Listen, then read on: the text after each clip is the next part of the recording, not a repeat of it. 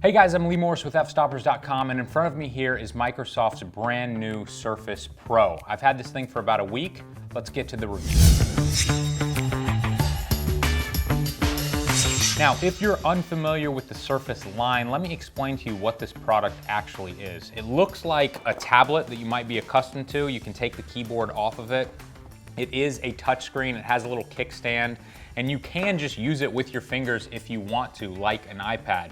It also has a pen, which is now an accessory that you can purchase for $100 if you want to actually be able to draw on the screen. But this is far more powerful than a standard iPad or another tablet that you might be accustomed to. This is actually a full-blown laptop built into the form factor of a tablet, and you can buy these accessories separately, which turn it into a full-blown laptop. Let's talk about the actual version that I have in front of me here. Microsoft was kind enough to send me their top-of-the-line Surface Pro. This thing costs $2,700 and it has some incredible internal specs. This has a Core i7-7660U processor inside of it. It has 1 terabyte of SSD storage. It also has 16 gigabytes of RAM. So as you can see, this is not your average tablet. This is a full-blown, powerful workhorse.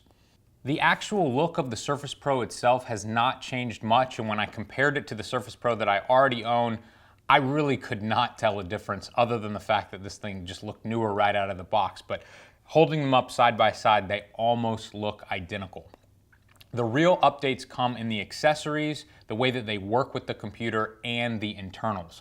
Let's first start talking about the new Surface Pen. This may be one of the biggest updates for digital artists. If you're the type of person that likes drawing on your screen, this is a huge upgrade from the previous versions. I can double click the eraser on the top of this, and it's going to pull up a screen here that I can draw on. And the first thing I noticed was just how much better the latency was when you're drawing. There's almost no delay at all, making it so much more realistic to draw on this than previous versions of the Surface that I've used in the past. I believe this also has something like 4 times the pressure sensitivity of the previous pen. So if you're the type of person that's working in Photoshop or Illustrator and you want to have all of those details come out as you're drawing, this pen is going to be a significant upgrade for you.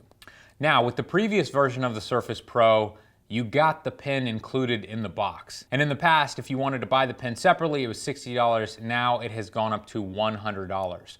But keep in mind, it is a premium product. You're going to pay a premium price for it. But if this is something that you use professionally, this is a fantastic upgrade to an already pretty impressive product. One other nice feature of the new pen is the magnet inside is significantly stronger. And when I snap it to the side of this thing, it really does hold on tight. I always had trouble when I would travel with this. I would throw it in my backpack, and then when I would pull it out, the pen would get stuck in the bottom of my backpack. I really don't think that's going to happen anymore because the magnet in this thing is much stronger.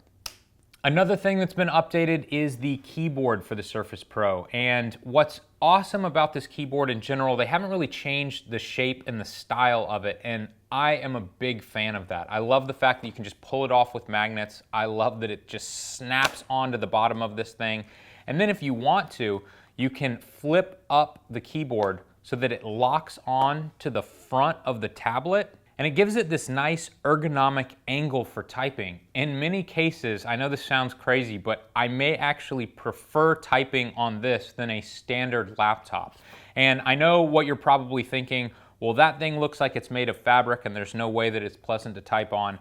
And if I hadn't used this myself, I would completely agree with you and I would say, yeah, there's no way that's a pleasant typing experience.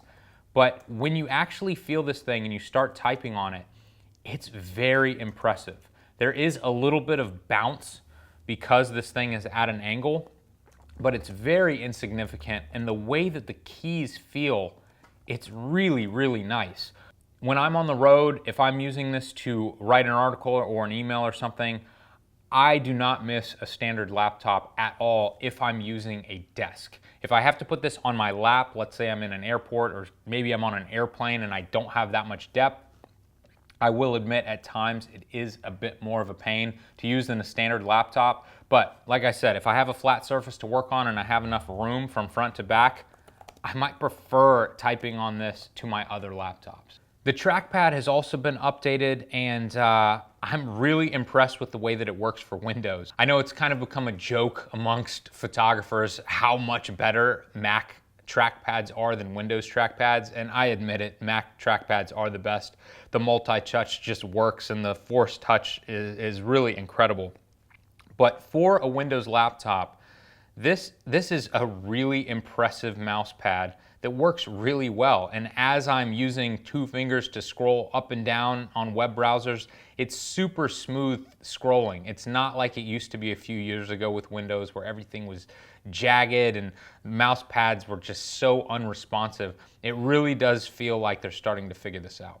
Now, when it comes to ports, Microsoft has not updated anything here. There's one display port if you want to plug in an external monitor. There's one USB port, and then on the back, there's a micro SD card slot. It would have been really nice if Microsoft could have added a few more ports on this thing.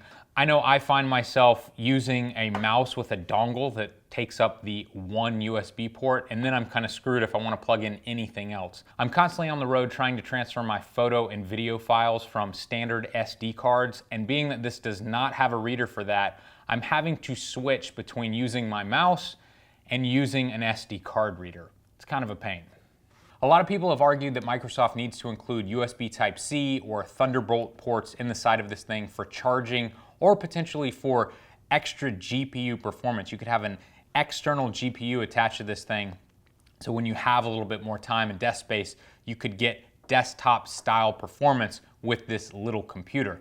If Microsoft could pull that off, I would be excited to give that a try, but everything that I've read online seems to point to the fact that using external GPUs right now may not be the most reliable option. That's why I still prefer using my desktop when I get back to the office. So while we're talking about ports, let me tell you about my favorite feature of both the Surface Pro and the Surface Book. This is the Surface Dock, and I use this thing all the time.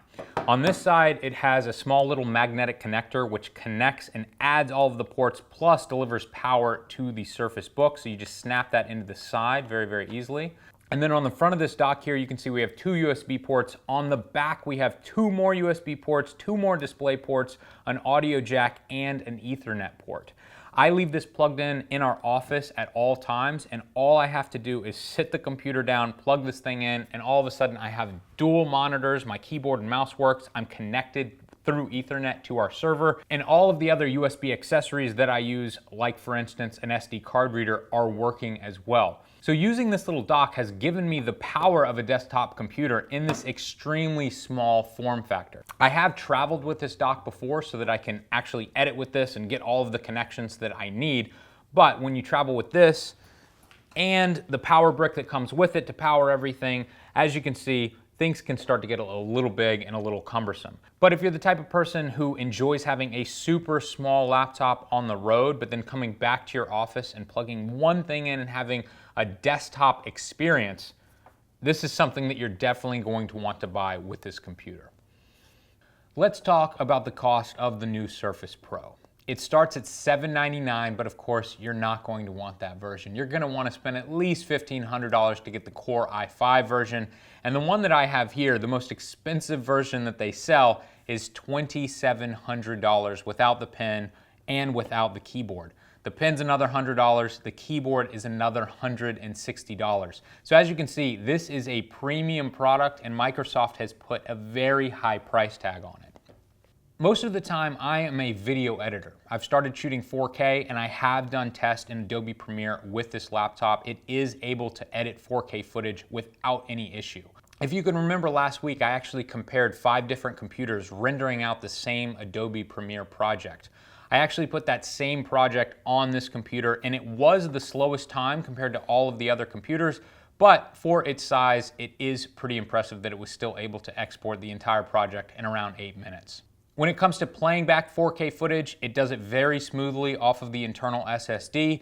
If you start watching the footage back in double speed, at times it will start to slow down, you will start to drop frames, and other times you may actually have to start and stop the footage to get it all caught back up. So it is able to edit 4K footage smoothly. However, the main issue that I have may not actually be with the power of the computer itself, but it may be the size of the screen.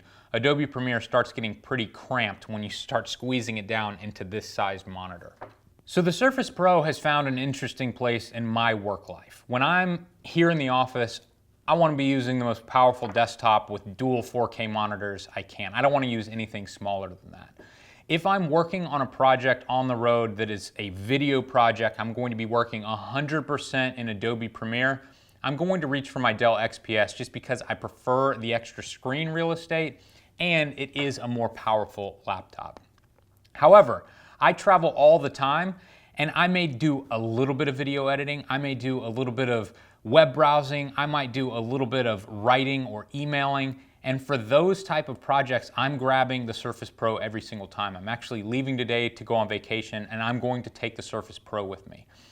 A lot of the time, I love using it in tablet mode. I'll take the keyboard off, keep it in my backpack, and I will just use the thing as a touchscreen tablet. I actually prefer browsing the internet like that. If I need to write an important email, I can just snap the keyboard on and I can work from there. In many cases, something will come up and I will have to edit something on the road, and editing small projects on this works really, really well. If something comes up and I need to edit something, I can jump into Adobe Premiere and edit it very, very easily on something like this. This isn't a tablet where all of the software that you're accustomed to using isn't available. I can open up Photoshop on this and edit a picture very easily. For me personally, I've never really gotten into the touch with the pen and the drawing and the tablet stuff. I don't even use a Wacom tablet when I'm in Adobe Photoshop. But if you're the type of person who does like using a stylus or you use a tablet every day, this actually could become your primary laptop. I know most of my photography friends who use a Wacom tablet in their office every single day do not like traveling with the tablet, and the fact that it's kind of built into this entirely small unit makes it something that really doesn't have any competition in the marketplace right now. I wish that I could get more excited about touch in Windows, and I feel like the actual hardware and the way that this works is fantastic. It works just as well as my iPad, but the problem is that a lot of the software is not optimized for touch. A lot of the stuff in Windows is so small that it's very awkward to use your finger to poke around the screen. When you get into Adobe Photoshop or Premiere, trying to use your finger on the small screen really doesn't work at all. And for all of these reasons, I haven't really gotten into the touch features of Windows any more than just browsing the internet, typing in a web page on the pop-up keyboard and then scrolling with my fingers up and down. It works fine for that, but if you really want to start using this professionally with touch, for me, it doesn't work quite as well as, say, something like the iPad, which is 100% designed for your finger. I think as more laptops come out that have touch screens available for Windows, I think software developers will start making a touch version of their software. I can imagine Adobe Photoshop is the exact same as Adobe Photoshop, but you flip a little switch and it becomes tablet mode Adobe Photoshop, and everything's much bigger and you can use your finger or you could use the stylus a little bit more easily to get around and navigate. But until that happens, I find myself reaching for my Logitech mouse. So at the end of the day, I think this laptop for almost $3,000 is probably overkill for what I would use it for. I think for me personally, the $1,500 laptop fits with what I do. However, if you're going to use this as your primary machine, if you're a digital artist and you want to use that pen on a daily basis when you're on the road, spending the money is a small price to pay in the long run because you're not going to find anything else like this on the market. And for what it does, it really is impressive. Well guys, thanks for watching. If you'd like more information like this, head over to fstoppers.com. You can check out all of our premium photography tutorials at fstoppers.com/store. And make sure to subscribe to our YouTube channel for more videos just like this.